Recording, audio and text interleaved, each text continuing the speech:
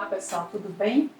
Na aula passada nós vimos um pouco das motivações para o surgimento do movimento do software livre. Hoje nós vamos ver que ele acabou dando origem a um outro movimento, o movimento do acesso aberto, que tem como objetivo principal o desenvolvimento científico e tecnológico. Bom, nós podemos dizer que o movimento do software livre ele acabou criando um ambiente político e também dando um suporte operacional mesmo para o desenvolvimento das ideias em torno do movimento do acesso aberto. Vocês lembram que nós falamos sobre os monopolistas da informação? Pois bem, no meio acadêmico, as editoras científicas comerciais sempre atuaram como uma espécie de intermediárias no acesso aos resultados de pesquisa. E o modelo de negócio delas funcionava da seguinte forma, O pesquisador fazia sua pesquisa, e para isso ele recebia financiamento público, e depois disso, depois da pesquisa pronta, ele precisava publicar. Para publicar, ele precisava se submeter às regras dessas editoras, porque também não adianta pesquisar, ter todo um esforço na pesquisa, e engavetar os resultados. Os resultados de pesquisa precisam ser publicados para que haja esse desenvolvimento científico. Então, o que acontecia? Os editores acabavam recebendo uma cessão pelos direitos patrimoniais para publicar esses textos. Os autores eles tinham que abrir mão dos direitos patrimoniais, já que na maioria das vezes eles não eram pagos para ceder esses direitos, como acontece normalmente no mercado editorial. Então, em troca de ter o trabalho divulgado, eles acabavam fazendo isso, essa cessão. E aí o mais curioso é que essas editoras se utilizavam de toda uma infraestrutura já montada, uma infraestrutura externa desses institutos de pesquisa, dessas universidades que tinham esses pesquisadores vinculados. Essa infraestrutura já estava paga com recursos públicos e as editoras comerciais acabavam obtendo lucro a partir desse trabalho, dessa infraestrutura já montada. Mas como, professora? Bem, para publicar um artigo, antes é necessário que haja uma revisão desse artigo. A literatura científica, ela funciona dessa forma. Antes de publicar, o texto ele é enviado para pareceristas, para outros pesquisadores que entendem daquele assunto do artigo, para que o texto seja avaliado, e aí só então, depois de ajustes, se forem necessários ajustes, é que o texto vai para a disponibilização para o público em geral. E aí o que acontece? As editoras elas solicitavam para os pares essa revisão, mas também não remuneravam esses pareceristas. Na verdade, esses pareceristas eles aceitavam fazer esse trabalho sem remuneração, porque há um sistema de recompensa na academia que faz com que essa remuneração aconteça de uma forma indireta, que é própria do plano de carreira mesmo dos pesquisadores, dos professores e pesquisadores dessas instituições. E isso acontece no mundo inteiro. Então, as editoras elas ganhavam 3 vezes. Ganhavam com a cessão dos direitos patrimoniais que os autores cediam, ganhavam com o uso dessa infraestrutura pronta já, com os avaliadores, que não remuneravam os avaliadores, e depois com o acesso ao artigo, porque as pessoas queriam saber o que havia de novo sobre aquela área e pagavam para acessar o artigo.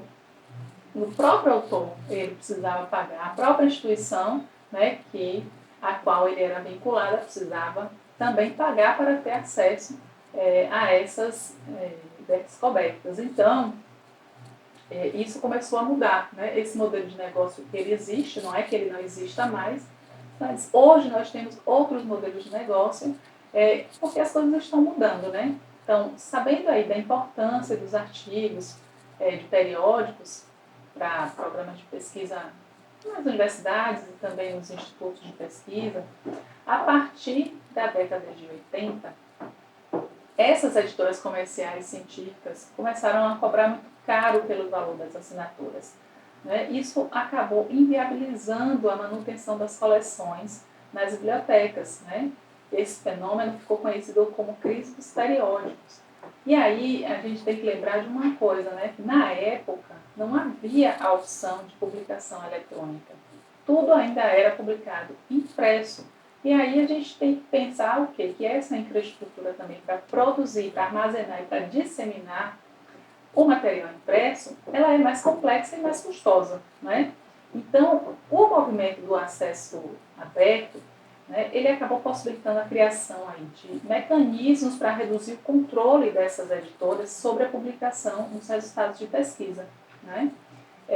O movimento do acesso aberto está apoiado em 3 declarações. E essas 3 declarações elas foram publicadas pela comunidade científica em torno de 2002, 2003. Né?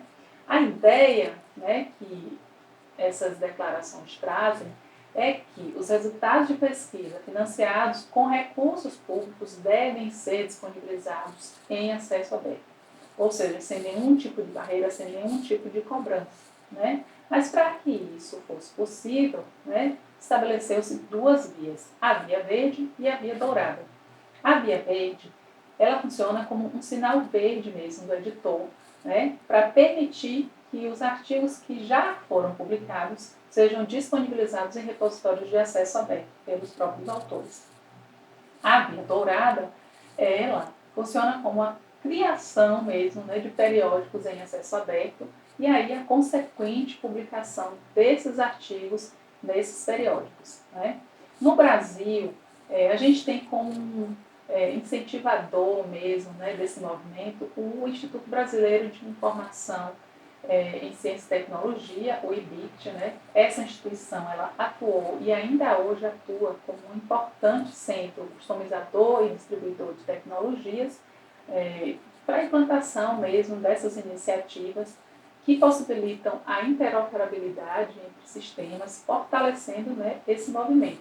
Na carta de serviços do IBICT, existem diversas tecnologias de informação nesse sentido. A gente tem o CER, a gente tem o SOAC, a gente tem o FED, né, o DSpace. Então, são tecnologias que vão possibilitar a criação, né, de repositórios digitais, de periódicos, né, de bibliotecas virtuais e outros recursos para promover e fomentar o acesso aberto. Bom, universidades em todo o país têm se beneficiado dessas tecnologias, né, criando recursos digitais, armazenando, disseminando sua produção científica. E a UFBA é uma delas. Não deixe de conhecer o nosso repositório institucional. Hoje, o repositório institucional da UFBA tem mais de 30 mil itens, entre livros, artigos, teses, dissertações e outros tipos de documentos, né, que são produzidos pela nossa comunidade científica. Acessem também o nosso portal de periódicos, né, que tem revistas de várias áreas do conhecimento. E para desenvolver, então, esses recursos digitais, os bibliotecários eles precisam saber sobre um dos aspectos mais importantes desse movimento, que é a questão dos direitos autorais.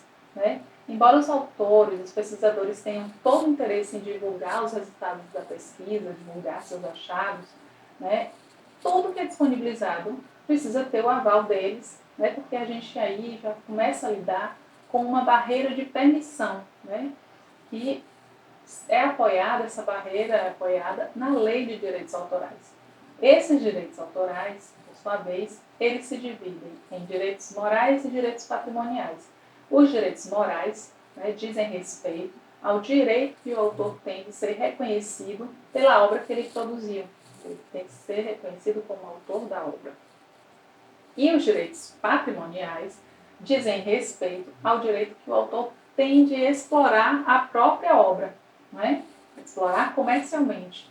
Então, por esse motivo, a gente trabalha com a ideia do autoarquivamento nos repositórios, né, onde o próprio autor disponibiliza a sua produção e isso se configura, né, como um tipo de autorização dessa veiculação do que ele produziu. Bom, ainda assim, né, independente do recurso digital, né, onde o trabalho vai ser divulgado, a solução tem sido a adoção de licenças de uso compartilhado. Vocês já devem ter ouvido falar nas licenças Creative Commons, que funcionam como autorizações prévias, né? Os autores concedem autorizações a qualquer pessoa previamente para que elas possam fazer uso desse material, né?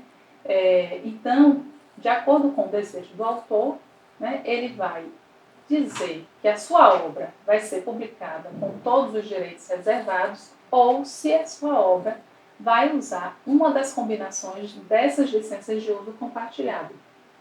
E como é que faz para atribuir uma licença de uso compartilhado? Bom, na verdade é bastante simples, né? Todas as orientações podem ser encontradas lá na página do projeto Creative Commons. Então eu sugiro que vocês confiram, né? Visitem o site. Bom, pessoal, esse conteúdo ele vai ser muito útil ao longo do curso. Né? Como leitura complementar, eu disponibilizei lá no nosso Moodle alguns textos, né, caso vocês desejem aprofundar o conhecimento sobre esse assunto, ok? Aproveitem, um abraço e até a próxima!